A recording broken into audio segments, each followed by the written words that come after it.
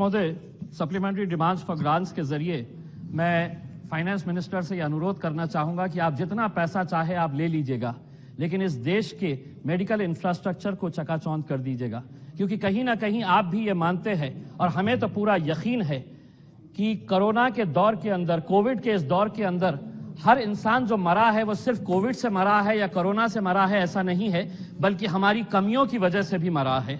ये एक हकीकत है और हम सबको इसे कबूल करना चाहिए।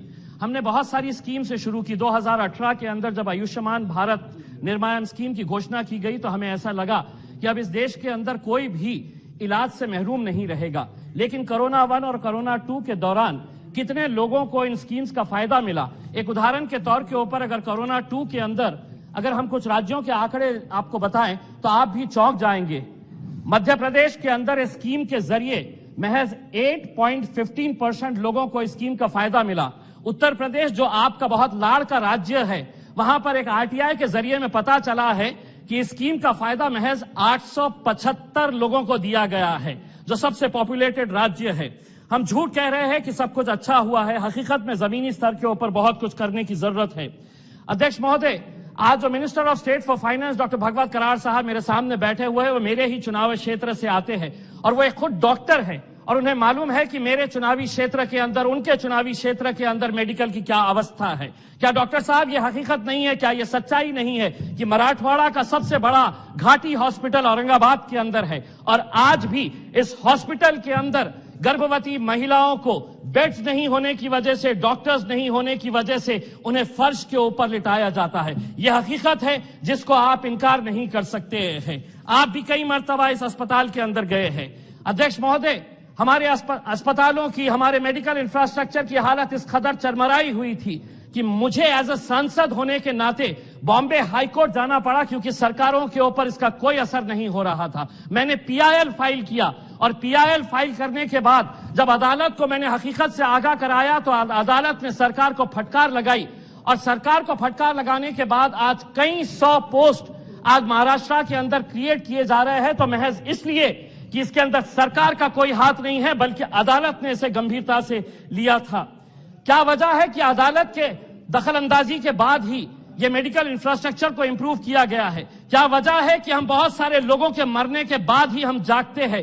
कोरोना से पहले अगर हम इसके ऊपर संजीदगी से ध्यान देते तो आज मेरे हिसाब से महाराष्ट्र के अंदर जितनी मौतें हुई है या देश के अंदर जितनी मौतें हुई है, हम वो बचा सकते थे। हम एक तरफ आयुर्वेदा को खूब बढ़ावा दे रहे हैं, लेकिन क्या वजह है कि हम यूनानी मेडिसिन को पूरी तरह से नजरअंदाज कर रहे हैं। आगे क्या होगा हम नहीं जानते हैं, लेकिन बूस्टर शॉट्स के बारे में सरकार की क्या नीति है ये हमें बताए। जेनोम सीक्वेंसिंग महज 1% तक क्यों है, इसके बारे में हमें बताए। आज के इस बजटरी डिमांड्स के अंदर माइनॉरिटी के बारे में भी चर्चा की जा रही है। माइनॉरिटीज के बारे में इसलिए कोई नहीं बोलेगा क्योंकि आपको माइनॉरिटीज से कोई लेना देना नहीं है और इन्हें माइनॉरिटीज की याद महज इलेक्शन के वक्त में आती है, लेकिन हम बोलेंगे आपको। Lowest literacy rate in India अगर कहीं पर है तो वो आज सिर्फ मुसलमानों का है। हर साल अध्यक्ष महोदय 1 करोड़ मुसलमान बच्चे pre matric, post matric, matric merit cum means scholarship से महरूम रह रहे हैं, क्योंकि हम जो डिमांड कर रहे हैं कि ये डिमांड ड्रिवन होना चाहिए, स्कॉलरशिप डिमांड ड्रिवन होना चाहिए, उसको आप कबूल नहीं कर रहे हैं। कितना पैसा लगेगा? महज 1500 करोड़ रुपए। किसी भी सरकार के लिए बहुत बड़ी अमाउंट नहीं है। Highest out of school children किसके है?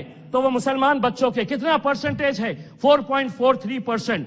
2019-20 के अंदर आपने मदरसा मॉडर्नाइजेशन स्कीम के तहत फाइनेंस मिनिस्टर साहब 120 करोड़ रुपया आपने दिए मदरसा माइनॉरिटी मॉडर्नाइजेशन स्कीम। खर्च कितने किए? तो महज 70 करोड़ रुपया आपने खर्च कर दिए हैं।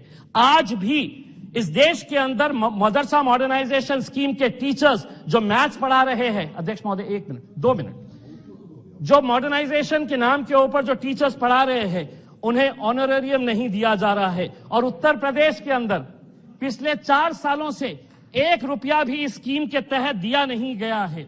अध्यक्ष महोदय, सेंट्रल वक्फ काउंसिल को पैसा देने की जरूरत है। मैं अपने महाराष्ट्र का उदाहरण देता हूं। 93,000 एकड़ वक्फ की जमीनें हैं महाराष्ट्र के अंदर और उसे देखभाल करने के लिए महज 23 लोगों का स्टाफ है। वो जमीनों के ऊपर हम कोई अपना घर या अपना महल नहीं बनाना चाहते हैं, हम चाहते हैं कि उन जमीनों के ऊपर हम स्कूल्स बनाए, कॉलेजेस बनाए।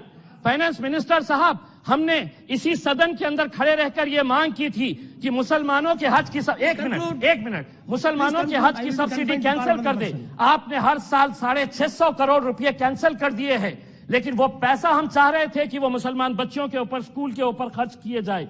अध्यक्ष महोदय, जाते जाते बस इतना कहना चाहूंगा, कुछ देर पहले भारतीय जनता पार्टी की हमारी एक सदस्य ये कह रही थी कि नरेंद्र मोदी जी एक रेलवे स्टेशन के ऊपर सफाई कितनी है ये देखने के लिए गए थे। मैं वजीर आजम से ये दरखास्त करना चाहूंगा कि किसी दिन रात में बगैर सिक्योरिटी के एक आम आदमी की हैसियत से किसी बड़े सरकारी अस्पताल के अंदर जाइए, आपको सच क्या है और झूठ क्या है इसका पूरा पर्दाफाश हो जाएगा। इसका बहुत बहुत शुक्रिया।